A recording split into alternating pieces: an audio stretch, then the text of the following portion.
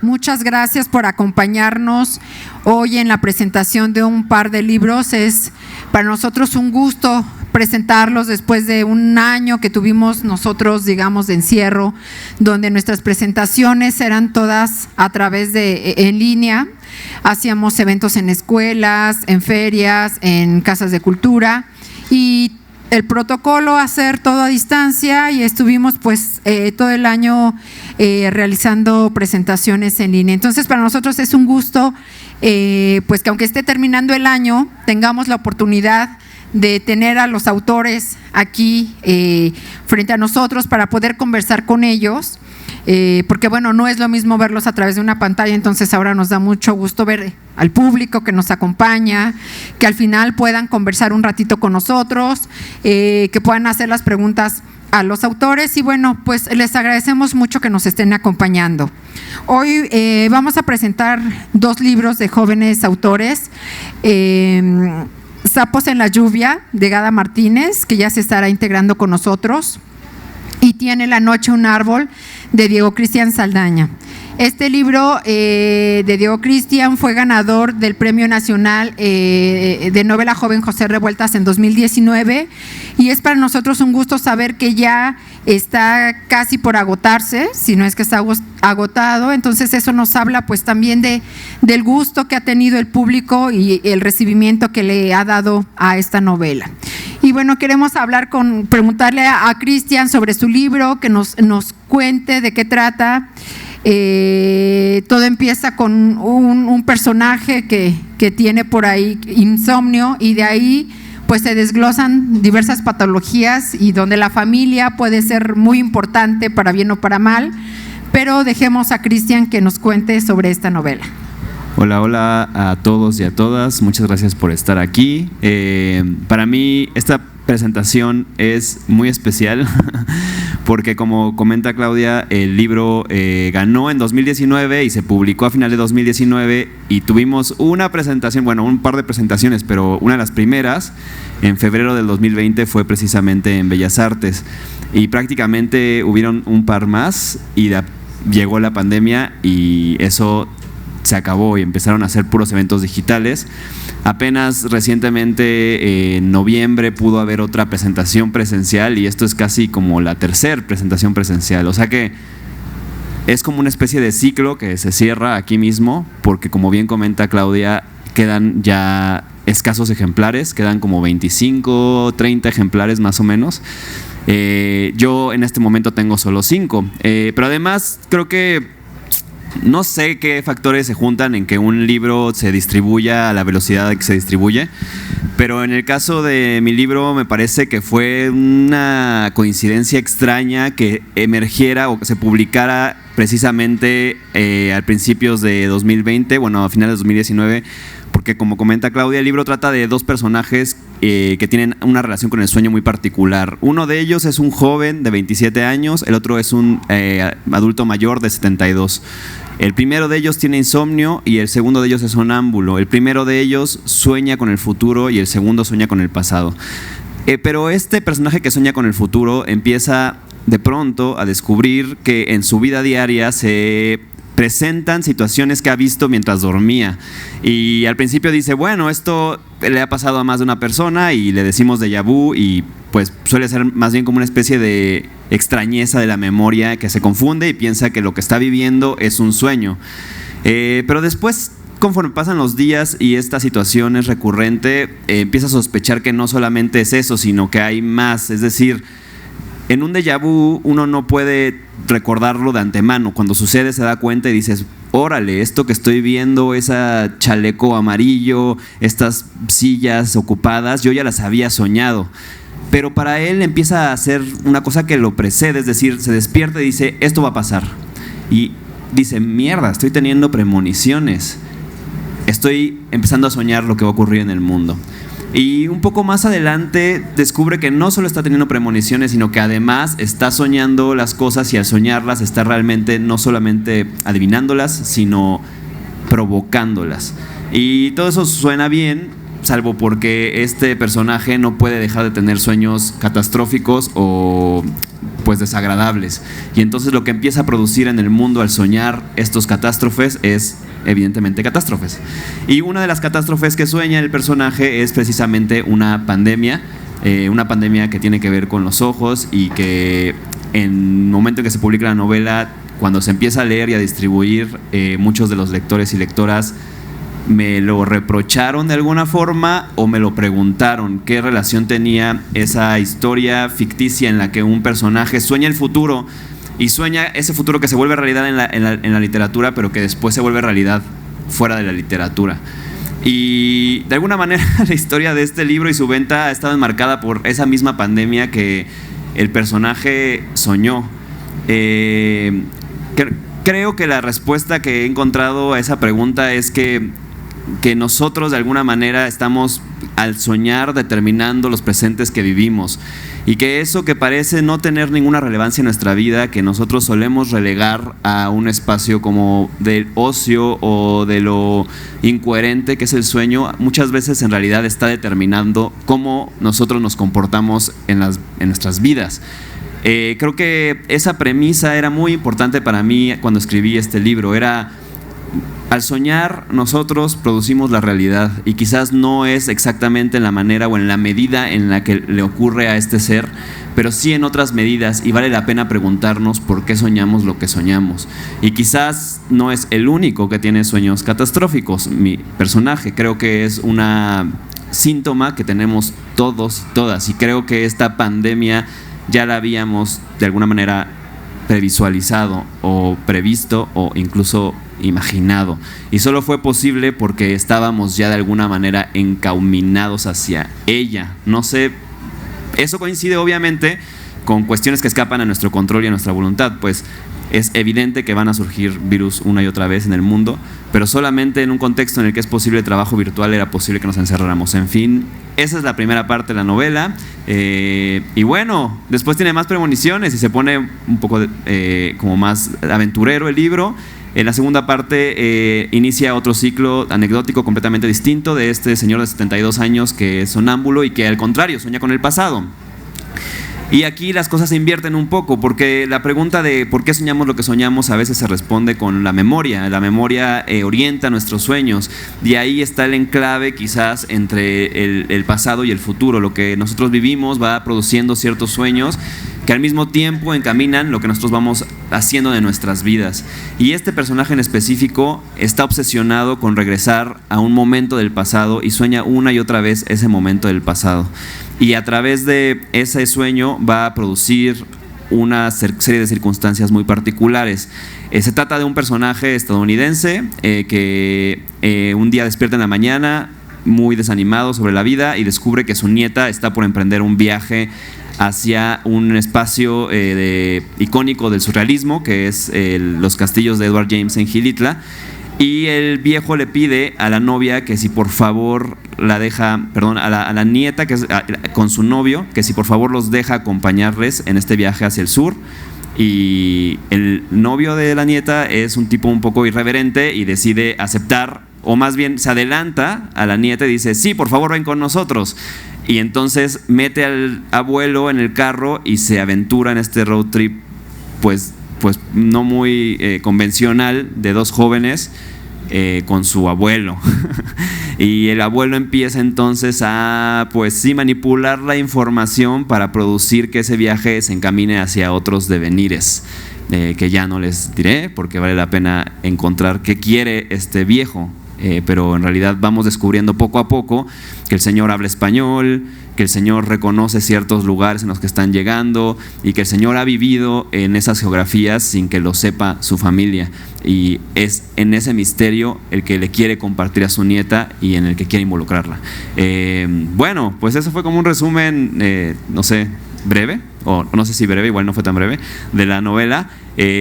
No sé qué más comentar, no sé si hay como alguna pregunta. Yo creo que podemos escuchar a Gada y ¿sí? Vamos intercambiando preguntas sobre su escritura. Claro. Gada es autora también del fondo, de la colección del Fondo Editorial Tierra Adentro, presenta Sapos en la lluvia, un libro de cuentos, y también quisiera pedirle que si nos habla sobre el contenido. La verdad es que es un libro también que te engancha mucho. Puedo decir que hay, en lo personal, de repente me parece como un cuento cruel, pero que no puedes dejar de leerlo. Entonces, pues que la autora nos explique de qué va Sapos en la lluvia. Gracias. Pues hola a todos, gracias por estar aquí con nosotros. Y bueno, pues Sapos en la lluvia es una colección de 6 cuentos que hablan, entre varias cosas, del silencio y de lo no dicho o ambivalente en nuestras relaciones más cercanas. O sea, sobre todo en nuestros vínculos más pues sí, más cercanos a nosotros, como es el núcleo familiar o como son las relaciones de pareja o las relaciones de amistad, etcétera.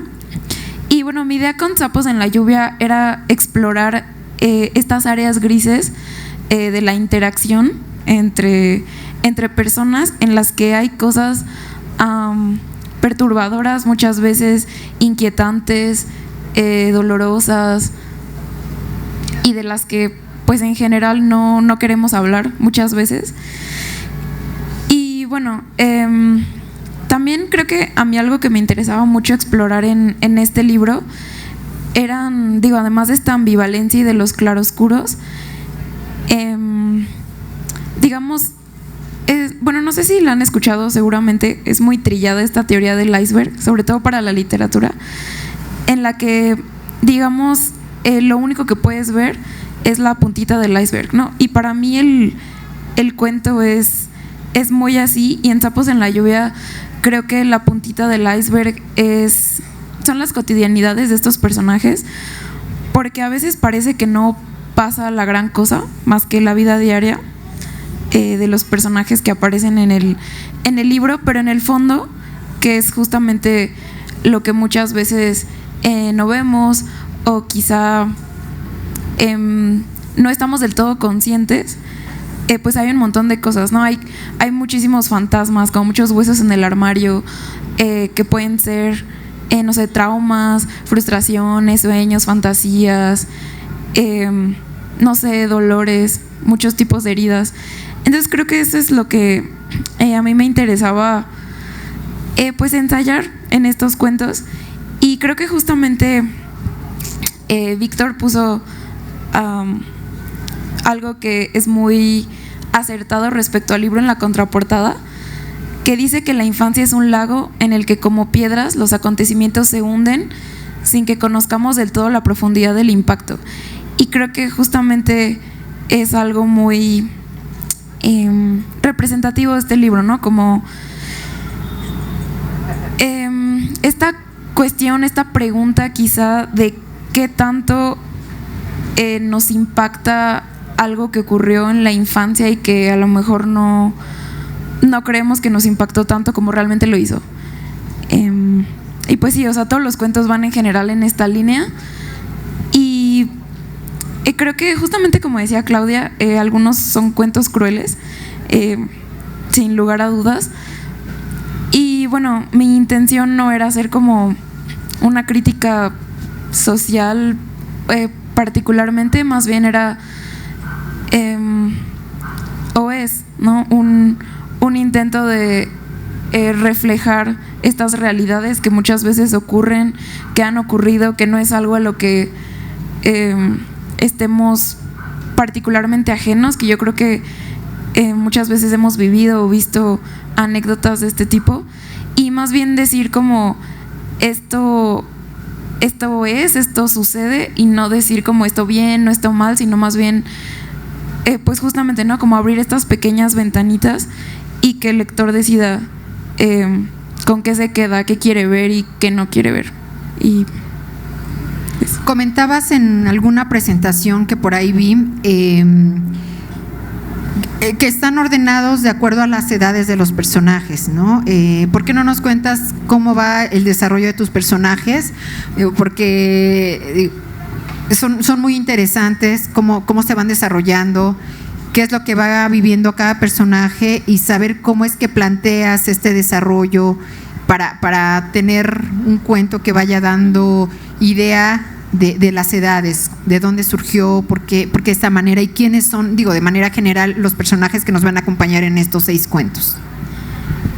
Pues realmente cuando yo empecé a escribir el libro, como que no fue una idea inicial ordenar los cuentos de esta forma, pero cuando ya estaban todos los que iban a conformar el libro, nos dimos cuenta que de hecho se podía hacer como esta progresión en el que, por ejemplo, el primer cuento, el protagonista es un niño pequeño, no es un niño que vive con sus papás y que de alguna manera vive la inocencia de la infancia a la vez que experimenta pues una violencia muy dura, ¿no?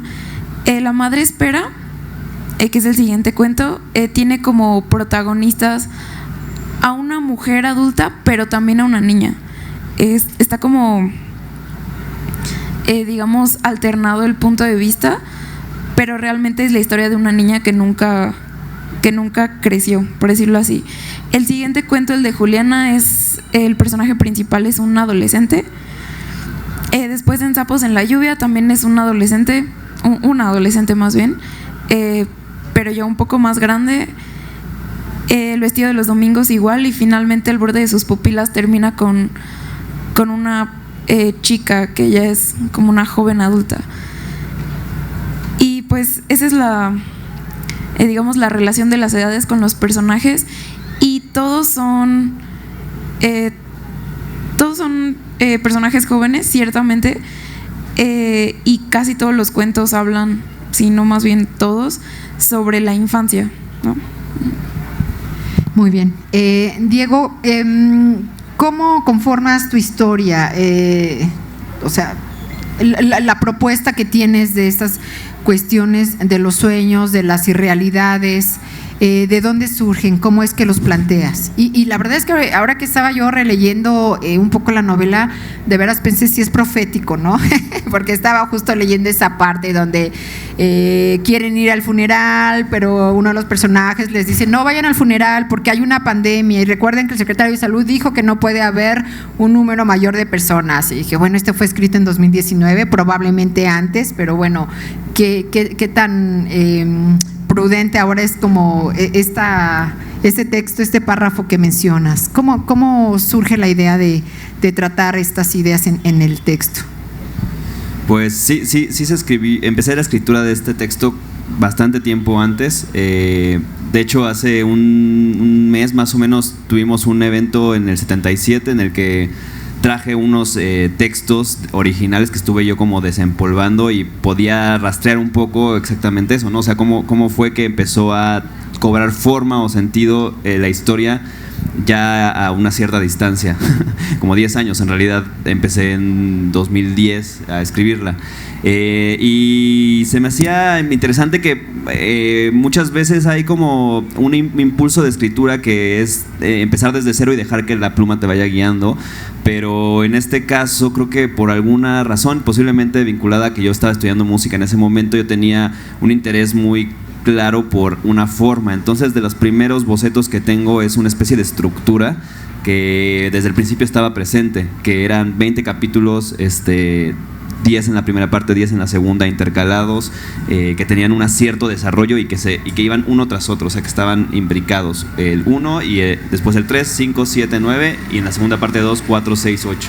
Y eso es casi de las primeras cosas que yo sabía sobre la novela. Supongo que también sabía la cuestión de la temática y de la historia, y nada, me parecía como interesante que de pronto a veces uno tiene varias dimensiones. Una pieza que ocurre en el tiempo, al igual que la música, o al igual que el teatro, o al igual que la danza, tiene una dimensión que es cómo va desilvanándose palabra a palabra o gesto a gesto, pero también tiene una dimensión que es su composición total, o una especie de estructura temporal o arquitectura, que si trasladáramos eso del tiempo al espacio, lo podríamos ver como esto tiene casas, esto tiene espacios, esto tiene compartimentos, y esos compartimentos a veces son disímiles en algunas novelas y a veces son muy estrictamente parecidos en otras. Y me llama la atención que en este caso es muy estricto y muy geométrico, y creo que había un interés por la geometría, porque al menos en ese momento para mí la geometría y el sueño tenían una cierta relación. Las repeticiones que ocurren en los sueños, que resultan ser significativas, o que recordamos significativamente, me resonaban un poco con las repeticiones de la música, que la música necesita las repeticiones para enfatizar una idea y para que la escucha pueda anclarse a ella. Y es casi uno de sus juguetes favoritos, la repetición en la música. O en la danza que no cuenta una historia, también la repetición es muy importante. Y yo pensaba, bueno, ¿cómo hago para que un fenómeno artístico que sí usa la palabra y que sí cuenta un cuento, manipule la repetición o tenga un diálogo con la repetición? Y hay una serie de procedimientos que están ahí todo el tiempo ocurriendo, que van desde repetir palabras, repetir frases, cosas que no se deberían de hacer o que a veces se consideran una errata, como jugadas de una cierta forma que resulten irónicas en la repetición, y que entonces ocurra precisamente ese espejismo del sueño en el que eso que se repite ya no es lo mismo. Y por eso mismo los personajes parecen ser un reflejo el uno del otro. Uno tiene 27, el otro 72, uno tiene insomnio, el otro es sonámbulo, uno sueña con el futuro, el otro con el pasado, y los dos tienen el mismo nombre, y eso los hermana de una manera no a través de la sangre, no consanguíneamente, sino a través del nombre, a través del sonido, que sus interpelaciones sean el mismo sonido, hace que guarden una cierta relación entre ellos, y esa relación se va descubriendo poco a poco como algo misterioso pero a la vez tangible. Se llaman Felipe Anselmo los dos. Y además ese nombre, al igual que el nombre de la novela, tiene un referente real. El nombre de la novela tiene La noche un árbol, es un libro de cuentos de Guadalupe Dueñas, que es un cuento de Guadalupe Dueñas, que es un verso de José Gorostiza. Y Guadalupe empieza a repetirlo al usarlo en sus cuentos, y en el libro del cuento yo quise como insistir en esa sensación de cajas dentro de cajas. Entonces, pues creo que es un reflejo de mi neurosis también, o de la neurosis que en ese momento estaba permeando mi trabajo, pero al mismo tiempo me parece que tiene algo como interesante, atravesar un texto empezando por poner los puntos que siguen, o sea, poniendo todos los lugares a los que vas a llegar, como si trazaras una carrera y pusieras las bases y después dijeras, ahora sí, vámonos, ¿no? Y quizás aprovecho ese pretexto para extender la pregunta a mi compañera, si quizás este tipo de metodologías también operan cuando tú trabajas, o sea, como que sí, me interesa de pronto saber si algunos otros escritores tienen otras estrategias, y en el caso de tu libro de cuentos, si existió eso, como esa preconcepción del todo, o si fue más ir tejiendo como parte por parte. Pues creo que respecto a cada cuento, yo también como que lo preconcibo. O sea, yo no soy de esas personas que pueden, digamos, sentarse a escribir con una pequeña idea y dejarse llevar. Como que me da ansiedad. Entonces yo más bien como que lo pienso, y cuando ya tengo la idea, la escribo. Y creo que un poco con esa... Bueno, ahorita mencionas, ¿no?, que te importa mucho la forma. Y a mí también me importa bastante. Y creo que por eso como que me obsesiona mucho el género del cuento. Porque creo que puede ser como muy redondo y todo es conciso. Y también en mi libro la forma va pues directamente relacionada con el estilo, porque pues yo no escribo muy como con muchas rimbombancias ni nada. Me gusta como lo concreto, como lo cortante. Entonces sí, no, pero yo creo que mi proceso creativo también tiene que ver mucho con imágenes. O sea, como no sé, veo algo que como que me resuena, una sensación, un sentimiento, no sé, algo, y a partir de eso hago la historia. O sea, pero no es como que ya tenga la trama, sino más bien a partir de algo muy pequeño que quiero transmitir, construyo todo, pero sí también lo hago antes. Uh-huh. ¿Hay referencias o experiencias personales en su escritura? Yo. Pues creo que todos escribimos de lo que nos obsesiona o de lo que nos inquieta de alguna manera. creo que, o sea, no es autobiográfico, pero definitivamente sí, o sea, sí hay anécdotas y hay cuestiones con las que me identifico, definitivamente. O sea, a mí me inquieta mucho pensar qué tanto infancia es destino, por ejemplo. O sea, qué tanto se pueden o no sanar las heridas. Como que tenemos desde que somos pequeños o así, pero sí, también, o sea, digamos que casi todos los cuentos tienen anécdotas, digamos, cercanas o sensaciones cercanas a mí. O sea, no, digamos que no todas las historias no son como historias que yo haya vivido, que yo haya escuchado, pero sí ¿cómo decirlo? Como el ambiente o como la sensación, el sentimiento, eso sí es algo que yo he experimentado en casi todos los cuentos. Y en mi caso, pues un poco es similar, o sea, no es particularmente autobiográfico, pero sí tiene muchos guiños, bueno, más bien cosas que aparecieron en mi realidad, particularmente como paisajes de lugares que yo había atravesado y que hay un punto en la novela en que se vuelve muy como un tempo más lento y más contemplativo y importa mucho la descripción del paisaje. Y es precisamente un trayecto que yo realicé cuando era un niño casi, ¿no? Y es el trayecto que realiza este viejo y que está viendo. Es algo extraño porque, pues, lejos de mí ser un viejo, y menos cuando yo atravesé ese paisaje, pero había algo en la capacidad, la posibilidad de narrar desde la voz de una persona mayor que me interesaba sobre su forma de ver o lo que yo imagino como su forma de ver. Sí, hay como cosas específicas de mi vida, hay personajes de mi vida, mi madre está por ahí disfrazada de otra persona, ¿no? Y también las personas que sí son muy claramente de mi vida, además yo las disfrazo de una manera muy injusta porque las suelo volver un poco fársicas y secundarias y divertirme un poco con gestos de ellas. O sea, en realidad no es mi madre, es más bien como un gesto que hace ella que es muy divertido y que, bueno, pues ya lo expropié para la novela. Pero no creo que haya nada de malo en ello. ¿Lo sabe tu familia? No sé si lo saben. No sé si lo saben, pero creo que no le molesta en lo más mínimo. Y además, no creo que le moleste tampoco que haya expropiado ese gesto. No es nada desagradable ni que pueda incomodar a nadie. Pero quiero decir que hay personas que aparecen así, de pronto como cosas que hace un personaje, como cierta forma de reaccionar, o que definitivamente yo reconozco el referente real. Y hay muchas otras que no tengo idea de dónde lo saqué, pues seguro lo saqué de algún lado, pero no lo puedo recordar o no puedo determinar exactamente dónde apareció esa sensación de la que habla mi compañera, que es como... A veces solo es una sensación, es como una especie de sentir que sabes que está ahí y que lo vas ahí descubriendo y que no sabes de dónde proviene realmente.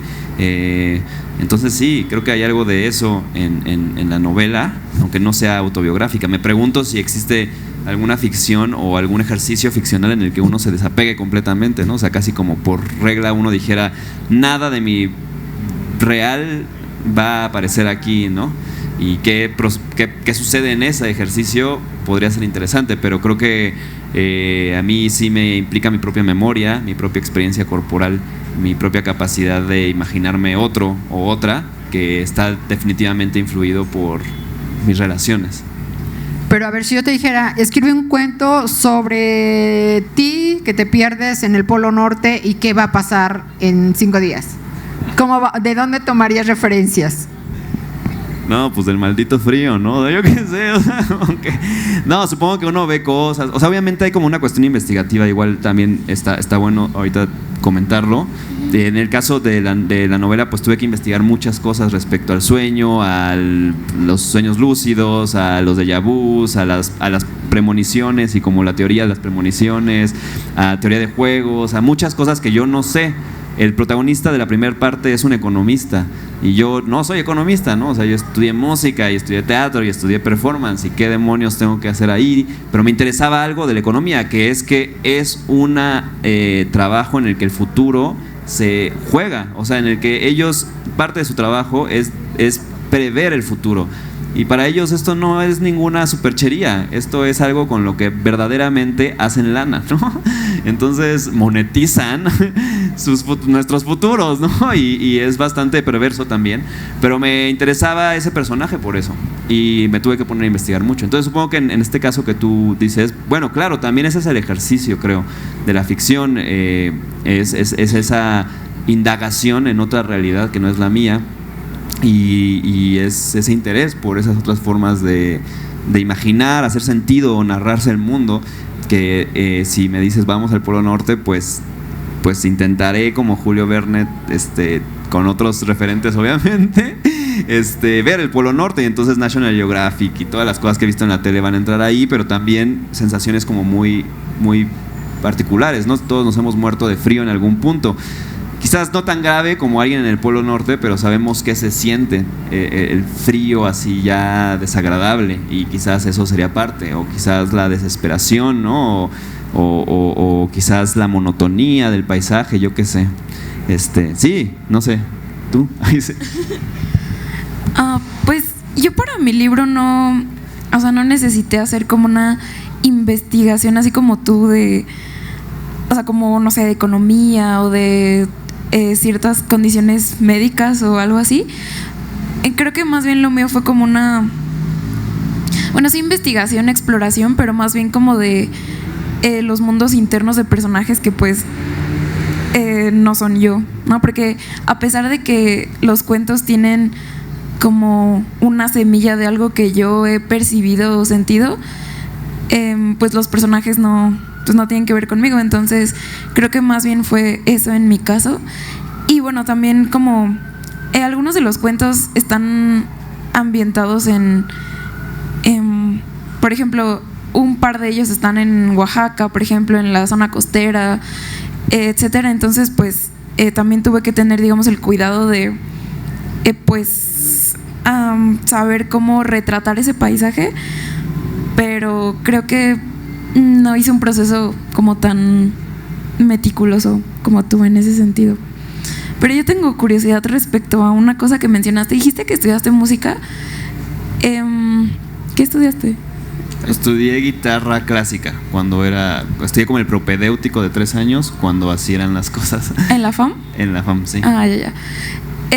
Es que justo yo empecé a estudiar composición en la FAM también y luego no terminé.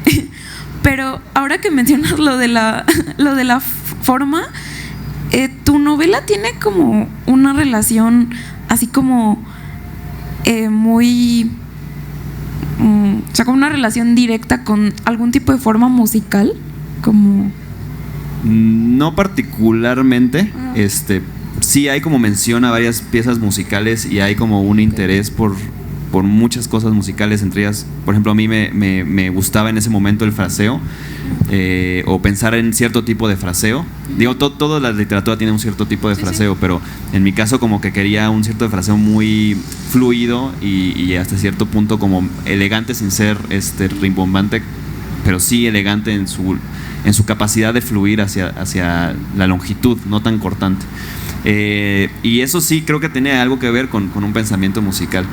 Pero por otra parte, esa estructura de 10 partes empatadas en espejo, 10 partes con su doble, pues creo que seguro deben haber piezas formales que tengan esa estructura, porque me parece como algo muy matemático y hay como un montón de banda que le gusta ese tipo de estructuras para la música, pero no tenía yo en la cabeza alguna en específico. Qué interesante. Y sí. Pues hacemos un paréntesis y llevar los micrófonos a ustedes. ¿Alguien tiene una pregunta para nuestros autores? Quien tenga una pregunta puede pasar a este micrófono para que se grabe para la posteridad.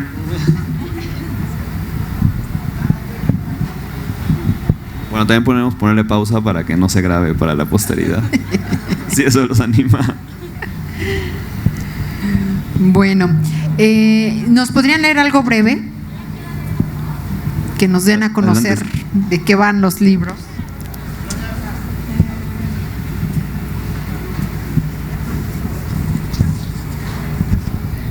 Voy a leer 2 párrafos del primer cuento. El del niño que les mencioné hace un rato se llama Caminitos de Tierra. Arturo regresa de la escuela chorreando sudor y con los zapatos llenos de polvo. Quiere gastar en dulces el dinero que su madre le da para el camión, así que corre el 1,5 kilómetros que hay entre la primaria y su casa. También corre para no encontrarse a Vicente. Mira cómo traes los zapatos, hijo de la chingada, le grita su madre en cuanto lo ve entrar. Es una tarde de abril y no ha llovido. El calor es sofocante. La madre viste un huipil rojo con flores amarillas, un fondo de satén y el cabello trenzado. Le dice a su hijo que no tarde porque ya está lista la comida. Arturo corre a su habitación para quitarse el uniforme. Le da comezón en la piel y se arranca algunas costras de la espalda. Comen caldo de res. La madre le permite levantarse de la mesa y se echa en una hamaca para tomar una siesta.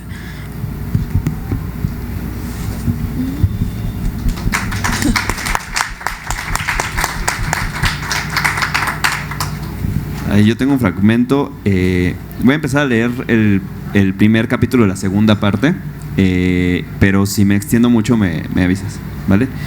Empieza con un epígrafe, se llama, ahorita se me fue la palabra, ¿sí? Un epígrafe de Issa, que es un poeta japonés. Dice: voy a salir, disfrutad del amor, moscas de casa. Y empieza el capítulo. Abuelo, abuelo. Philip Anselmo II, hijo primogénito de Philip Anselmo I, el gran magnate del petróleo, médico pediatra de toda la vida, padre de una hija única, viudo desde los 30 años y abuelo desde los últimos 20 de su septuagenaria existencia, tardó 9 segundos exactos en recapitular su historia familiar sin lograr disipar con ello la confusión de tiempo y espacio que le invadió al abrir los ojos. ¡Abuelo! Volvieron a golpear la puerta. ¡Despierta! ¡Ya está listo el desayuno! Su cuerpo se despegó del sillón deshaciendo el escorzo doloroso en que lo había fulminado el sueño. Se sentó en la orilla.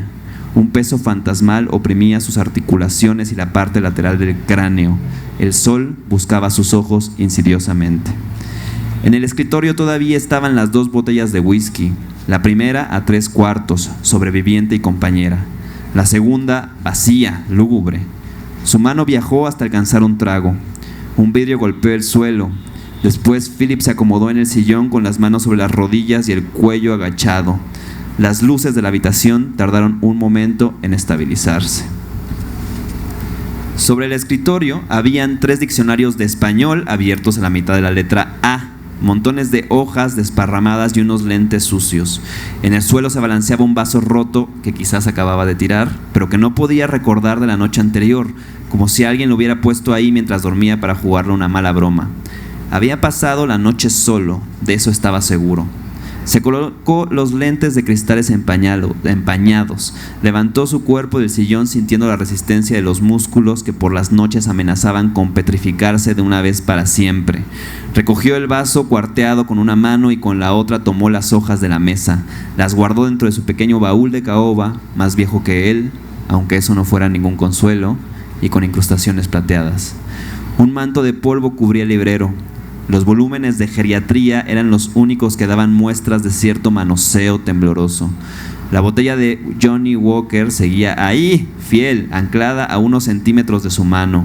Johnny, ese caminante más viejo que él, que a veces sí lograba otorgarle algún consuelo. Después abrió la puerta del estudio y cruzó el pasillo tomado del barandal. Sus pasos hacían crujir la madera cadenciosamente hacia el baño. Al menos ese era un sonido agradable. Tal vez todavía podía salir al vecindario y conocer a un niño que hiciera rimas, que jugara al básquet y que tocara la batería. Tal vez podía sentarse a verlo tirar a la canasta y luego decir una frase sabia, digna de un viejo que sabe de lo que habla, como Genaro, cuando contaba historias bajo las estrellas de un desierto, ahora tan enterrado bajo otra arena y otro frío. Philip Anselmo II, un viejo de ojos cansados, barbilla hendida y ceja poblada, de labios largos, nariz ancha, de piel rosada y una aureola de cabello cada día más blanca y cada día más fragmentada, se miró en el espejo de lavamanos. ¡Papá!, gritaron desde el vestíbulo en la planta baja. ¡Se va a enfriar el desayuno! El agua que llenaba el aguamanil tocó sus manos, la superficie de su cara y corrió por los labios. Debía ser muy tarde. A través de los lentes miró sus ojos enrojecidos y borrosos. Había envejecido de debilidad y no de fuerza. Había envejecido metido en su consultorio, siempre recetando las mismas pastillas, más por costumbre que por convicción. ¿Cómo esperaba que su rostro mostrara la menor rudeza? Un trabajo blandengue, indigno de un peón de piel curtida como Genaro. Un trabajo blanco, severo y redundante. Pero no. También había cierta dignidad en ser un hombre serio y versado.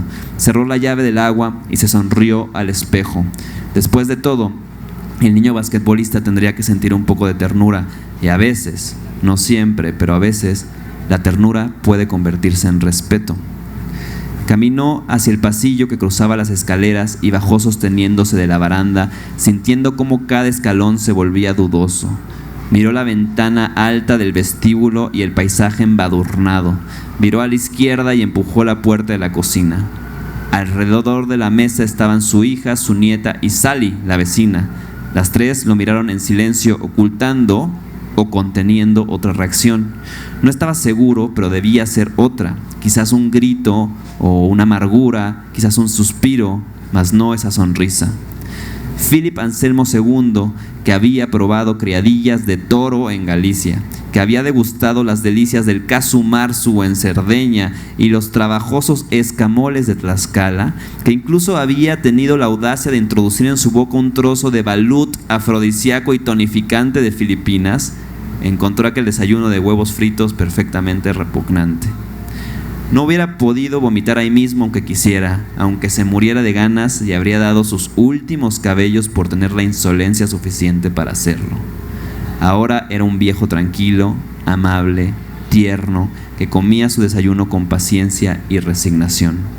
El suave olor a aceite quemado ascendía desde el plato con una sensación de vértigo, y Philip sonreía tontamente, como si pidiera perdón por tener una sonrisa tan estúpida. Ya está ahí, ¿no?